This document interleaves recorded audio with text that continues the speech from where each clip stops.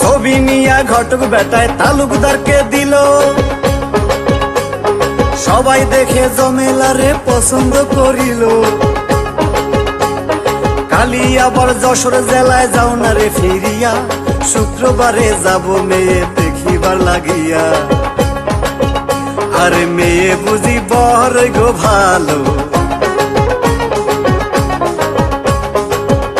আমার সংসারে চড়াই বোয়ালো গো, মেয়ে বুঝি বর গো ভালো।